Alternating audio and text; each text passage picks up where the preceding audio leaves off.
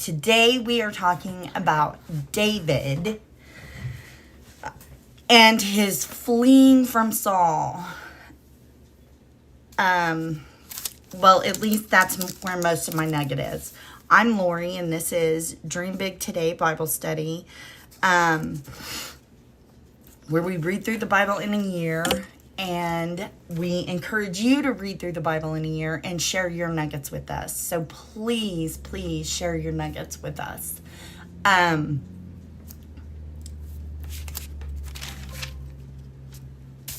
Let's see. Today is May 17th. We're in 1 Samuel 20 through 21:15.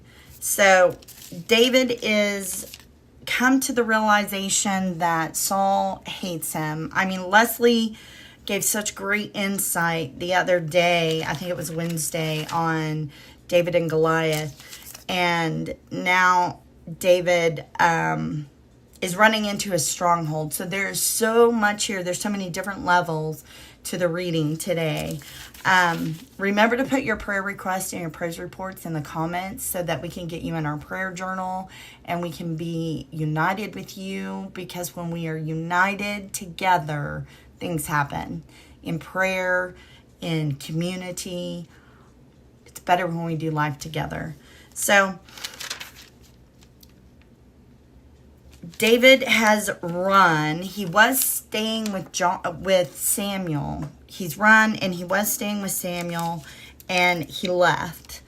And now he is telling his friend Jonathan that his dad wants to kill him, and Jonathan can't believe it. And they have this whole big discussion about how they make a vow to each other to protect each other, because in those days when a new king came in, the custom was to kill the old king's family, so there wouldn't be any uprising against the new king.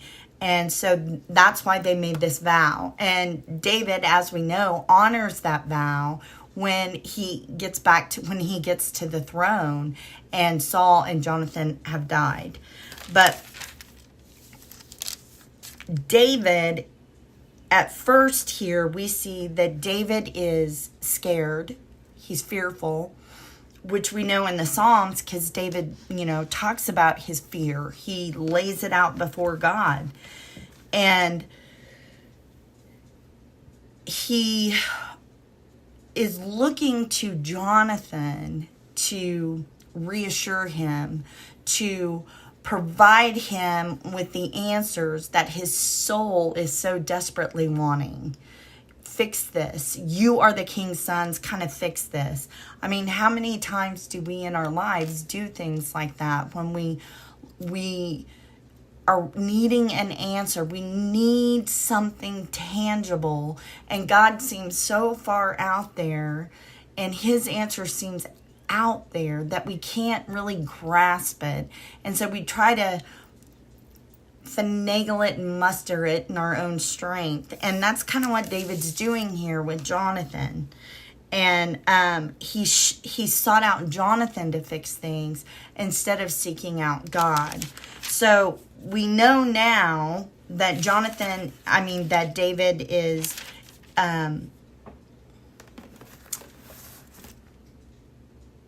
not following God 100%, as we all do sometimes. And he's kind of gotten off his path just a little bit. So it seems. And David is, after he gets the news from Jonathan, because Jonathan goes to the dinner, David is missing from the dinner, and Jonathan does the thing, and his own father tries to kill him almost. He's so enraged that people have taken side with David. Even though David is right, David has been honorable, and the king is in the wrong. Anybody who is following after David is in the path of Saul's jealousy and rage and destruction. He wants to destroy them, even to the extent he wants to destroy his own son for siding with him. So there are a whole lot of parallels to me in that with Christ and his followers. When Christ was coming in and they began the whole show of his crucifixion, and they were trying to find him, to kill him and trap him. Christ's followers were hated because they sided with him. But David has this choice now to leave everything he's ever known, every comfort that he's ever had, his family, everything, and he is going to be living as a fugitive. He's going to be living as a fugitive because that is what, that's what he sees as the solution. Now, he hasn't sought God about this. He hasn't sought God yet about this and what he needs to do.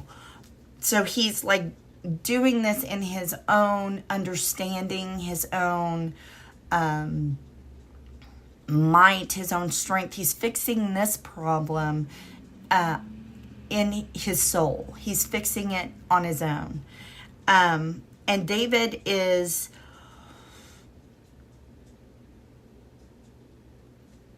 What we see here is a picture of what I wrote when I was studying yesterday, is what we leave behind when we follow God is so much. Let's see, in the face of living a life as a fugitive, David doesn't look like the king that he was called to be. He doesn't look like the king he was declared and anointed to be because he is on the run as a fugitive. Our lives are more than what we see now in the current circumstance. Our lives are more than that. David's life was more than what he was seeing, having to run from a king who wanted to kill him. His life was more than that. God had declared it. God had purposed it, just like our lives. God declares and he purposed and he created us for more than whatever circumstances we are seeing right now that are holding us back. Or maybe you've just been dealt a bad hand. Maybe, because life is hard. Maybe you've just you've been dealt a bad hand. I mean, David came from a family who was not wealthy. He was just a sheep herder. They were not wealthy. They lived out in the pastures. They herded sheep. There's nothing super wonderful about him. Maybe you're living in poverty, physically and mentally. Maybe you don't think there's anything supernatural or redeemable about you, but that's not true. That's a lie. So our lives are not what we see in the now, what we see with our physical eye. Our lives are not that. Our lives are what God says they are in his word and in his truth. And the circumstances just come like Goliath, like Leslie was talking about, taunting us with all those lies, like you'll never get out of this rut, you'll never get out of this circumstances, your husband will never change, your children will never change, you'll never be able to get ahead, you'll never be able to manage your finances, you'll never be able to be taken seriously, you'll never get it.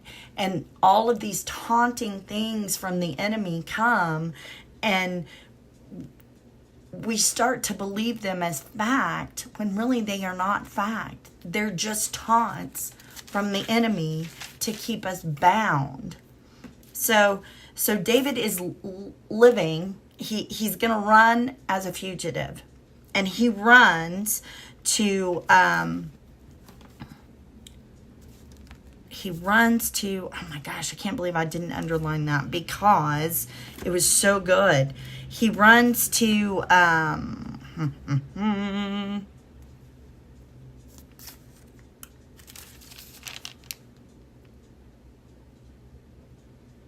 he runs and he goes to the Edomite, I think it was the Edomite. King Achish of Gath is where he is. No, he went somewhere before that. I am so sorry, guys, that I did not underline this prior to... He runs to the king. He's on the run. He comes into the town, and the priest in that town they're kind of like shocked. Oh my God, why are you here? Why are you here? There's like not war going around. You're this mighty man of battle. His reputation preceded him. His purpose preceded him.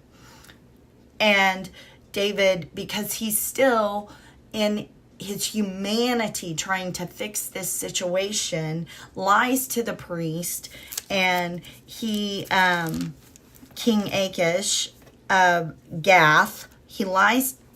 No, I'm lying again. It's not King Achish. Anyway, he lies to the priest, and they give him the bread of the presence, and they give him the sword of Goliath, and he takes it. But there is one guy there that overhears, and he tells Saul.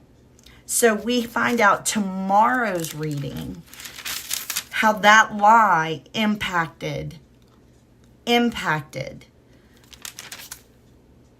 because those people died. Saul killed that priest because he chose to assist David in his journey. So there's that. Our words have power. Our words have power. We may not see the power that they have, but they have power. And then David comes, and in chapter 21, David comes, and he is acting wacko. He's acting wacko. He is captured. What the reading doesn't tell us so much is what happened when so much about it. Just tells us that he's acting like a madman. He's acting like a madman. But what tells us what happened in that time is Psalms 56. It is a psalm about this very chapter where David goes in, and I could be getting ahead of myself. No, I'm not getting ahead of myself. So David goes in, and he's acting like a madman to the point that he's letting drool run down his beard. It was customary. And the reason why that is in this text is because, so we know, here's the thing we know, that in that time, for a man to let drool run down his beard was absolutely unheard of. Only somebody who was completely out of their mind would let that happen. And so David is acting crazy.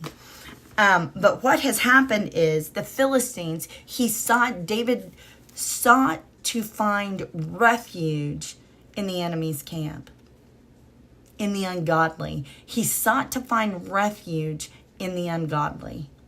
How many times do we do that? How many times do we seek to find satisfaction, comfort in something that is contrary to God's truth? And I'm not saying like some super big thing. I'm saying something like, I'm feeling down, so I'm going to go shopping. I'm going to go spend some money. Let those endorphins release. I'll feel better.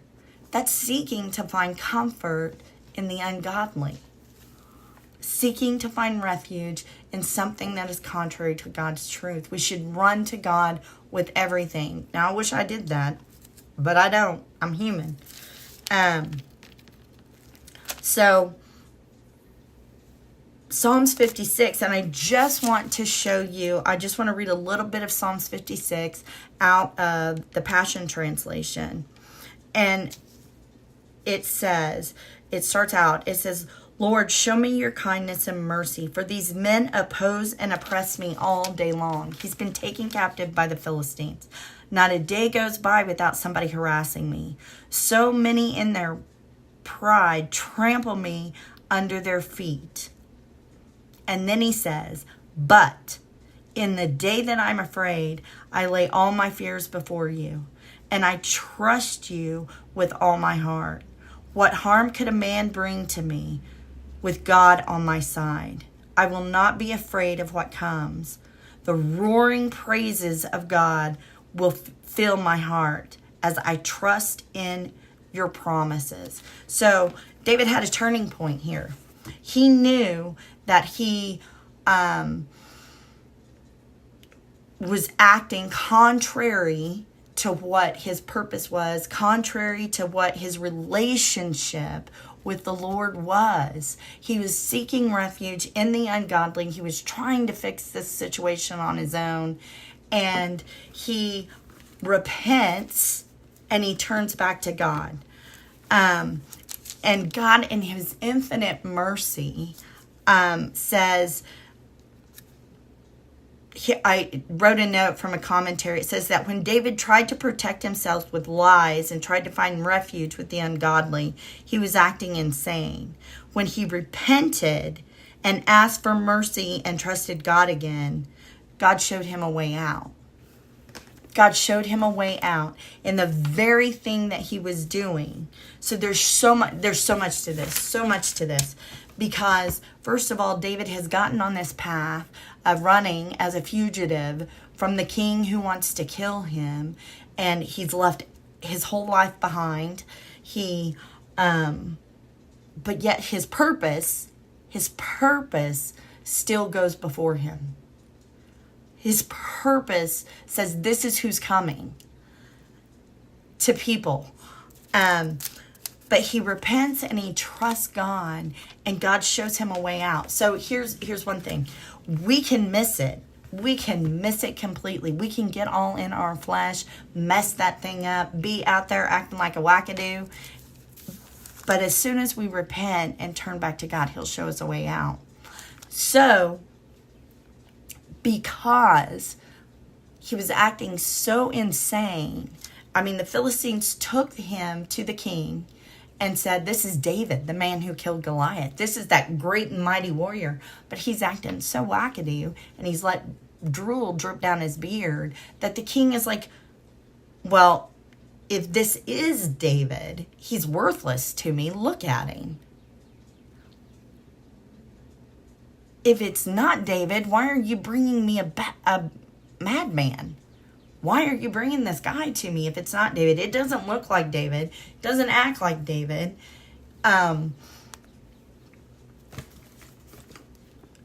So God will make a way for us. So God made a way for him, and he got out of that situation. So he's still on the run.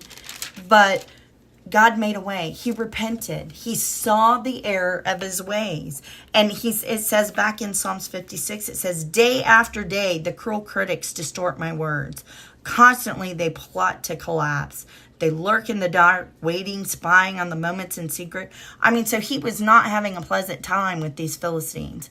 The fact that he thought he could find refuge with the Philistines. He is famous for killing the giant of the Philistines.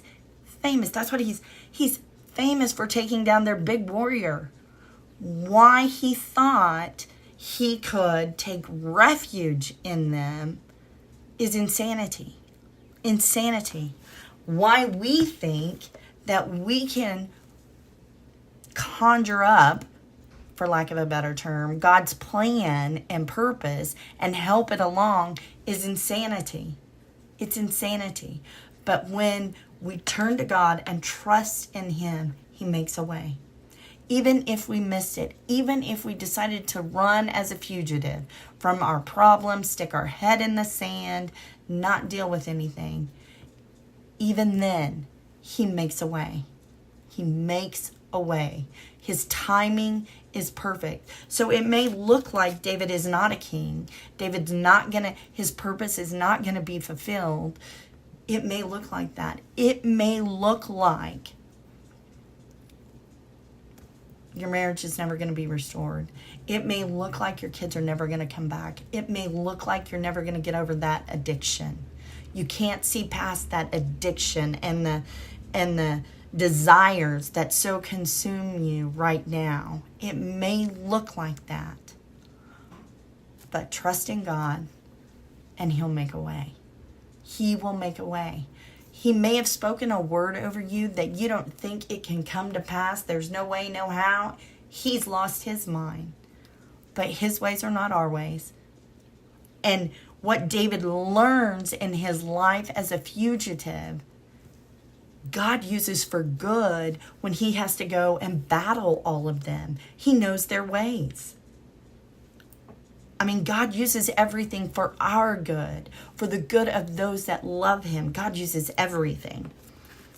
So, and then we're in John 9, 1 through 41.